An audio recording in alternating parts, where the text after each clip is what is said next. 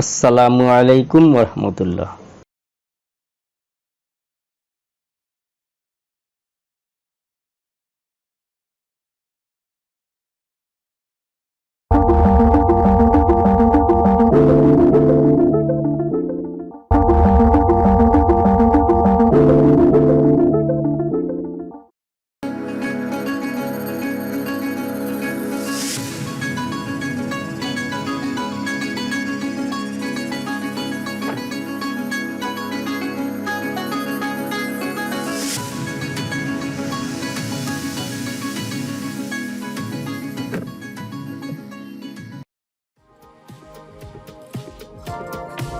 ফিরে এলাম নতুন আরেকটি ভিডিও নিয়ে।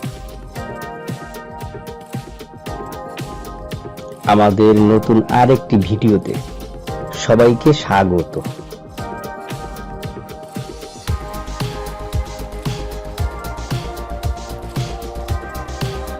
অনেকেই আমাদের ভিডিও দেখেন কিন্তু সাবস্ক্রাইব করেন না। সাবস্ক্রাইব করতে কিন্তু কোনো টাকা লাগে না। যারা আমাদের এই চ্যানেলটি সাবস্ক্রাইব করেছ সবাইকে আন্তরিক অভিনন্দন। আর যারা এখনো সাবস্ক্রাইব করনি কিন্তু আমাদের ভিডিওগুলো দেখছো, পরবর্তীতে সাবস্ক্রাইব করার ইচ্ছে আছে, তাদেরকেও আন্তরিক শুভেচ্ছা। সাবস্ক্রাইব করা হয় উৎসাহ দেওয়ার জন্য।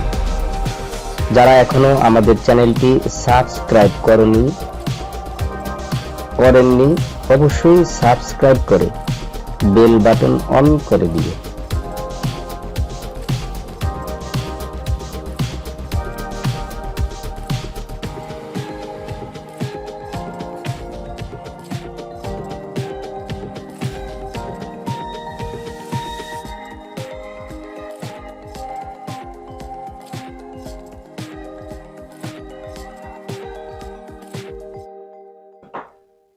আসসালামু আলাইকুম।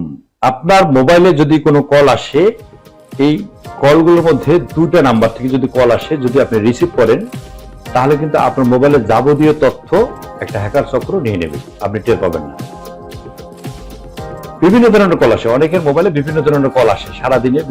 অনেকে ব্যবসা করেন, অনেকে চাকরি করেন, অনেক ধরনের ফোন আসতেই পারে। কিন্তু দুটো নাম্বার থেকে যদি ফোন আসে, এই ফোন দুটি রিসিভ করুন। যদি রিসিভ করেন, সেক্ষেত্রে আপনার মোবাইলে কত দিয়ে লক করছেন, 4 সংখ্যা বা 6 সংখ্যা দিয়ে লক করছেন, সেটাই লকটা তারা জেনে যাবে।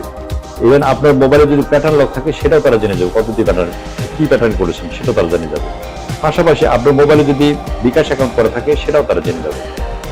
আপনার মোবাইলে যদি নগদ অ্যাকাউন্ট করা থাকে, সেটাও জেনে যাবে। আপনার মোবাইলে যদি উপায়ের অ্যাকাউন্ট থাকে, সেটাও তারা নিয়ে যাবে। অর্থাৎ আপনার মোবাইলে যদি ব্যাংকিং করে অ্যাকাউন্ট থাকে, তারা এমনিতেই তারা নিয়ে, যদি ফোনটা রিসিভ করেন তাতেই তারা নিয়ে যাবে। আপনার মোবাইল থেকে যে অনেক সময় বলে যে আপনার একটা পিন নাম্বারটা কত, পিন নাম্বার বলেন, পিন নাম্বার আর বলা লাগবে না, শুধু ফোন রিসিভ করলেই তারা নিয়ে নেবে। ফোনটা আসার সাথে সাথে আপনি যখন রিসিভ করবেন, আপনাকে বলবে যে আপনার অ্যাকাউন্টটা সাময়িকভাবে স্থগিত করা হয়েছে।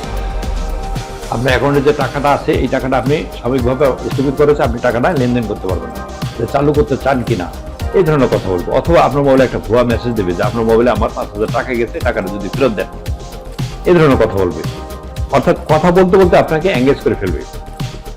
5-7 মিনিট বা 3 মিনিট যদি এঙ্গেজ করে ফেলতে পারে, এই ফাঁকে তারা আপনার যে তথ্যগুলো আছে, তথ্যগুলো তারা নিয়ে আপনার মোবাইলে যে টাকাগুলো আছে, তারা সব টাকাগুলো নিয়ে নেবে। বিশেষ করে যাদের মোবাইলে, যারা অ্যান্ড্রয়েড ব্যবহার করেন, যাদের মোবাইলে হোয়াটসঅ্যাপ এবং ইনস্টাগ্রাম অ্যাকাউন্ট আছে, তারা কিন্তু আরো বেশি বিপদে, তাদের থেকে আরো বেশি এই জিনিসগুলো নিয়ে নিচ্ছে। আমরা একটু সচেতন হওয়া দরকার, একটু সতর্ক হওয়া দরকার। এই ভিডিওটা বাংলাদেশ এবং প্রবাসী যারা আছে সবার জানা দরকার। প্রত্যেকটা লোকের জানার দরকার যে কোন ফোন থেকে কল আসলে, মানে কোন কল থেকে কল আসলে এই কলটা রিসিভ করা যাবে না, এটা সবারই জানা দরকার। এই প্রতারক চক্রের হাত থেকে বাঁচতে গেলে আমাদের একটু সতর্ক থাকতে হবে।